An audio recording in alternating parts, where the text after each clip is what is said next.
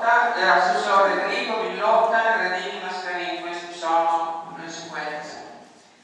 Sì, grazie Presidente. E buongiorno a tutti. Io non intervengo spesso in Consiglio Comunale perché onestamente non sono abituata ad aprire la bocca così tanto per dare il fiato, come invece Comunale lo fa molto spesso e mi dispiace. Sono stata attaccata di fare da spalla al sindaco. Sì, faccio da spalla al sindaco, perché questa è una maggioranza e come maggioranza siamo una squadra e riconosciamo il sindaco come il capo della nostra squadra, per cui sono orgogliosa di essere spalla del sindaco e sono altrettanto orgogliosa di aver fatto il gesto di dimettermi, dimostrando che a differenza dei vecchi politici sono pronta a rinunciare agli incarichi che mi sono stati dati per dare spazio alle esigenze della città. Se poi il sindaco mi ha nominato, evidentemente ha ritenuto un atto giusto e riconoscendo il lavoro che ho fatto in questi anni. Quindi ringrazio nuovamente il sindaco per la fiducia che mi ha accordato. Vorrei ricordare al consigliere Cordano che io ringrazio la provincia per tutti gli interventi che fa negli istituti delle scuole superiori del Porto Guarese e del Porto Guaro, però mi dispiace anche constatare il fatto che sono obblighi di legge e state rispettando la legge, per cui certo, la Palestrina invece, che era una scelta forse politica, quella di trasformarla in un centro di aggregazione per ragazzi,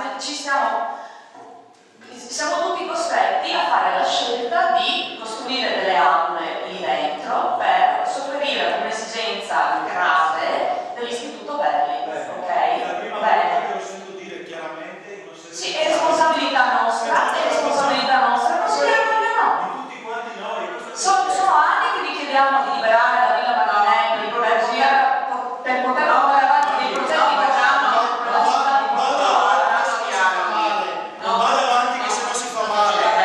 Per cortesia, assessore Drigo, continui assessore Drigo, gli altri facciano silenzio. Vorrei ricordare, forse in pochi se lo ricordano, che all'inizio di questo mandato abbiamo approvato un nuovo regolamento per il foglio informativo.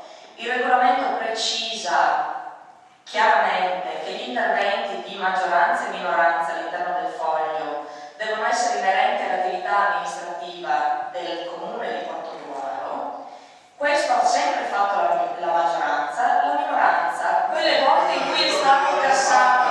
Appena dichiarato l'ha messo La consigliere Mascarini, per cortesia, una certa cortesia. La minoranza che sono stati mandati al mittente erano articoli che non avevano nulla a che fare con l'attività amministrativa del comune di Portogruaro.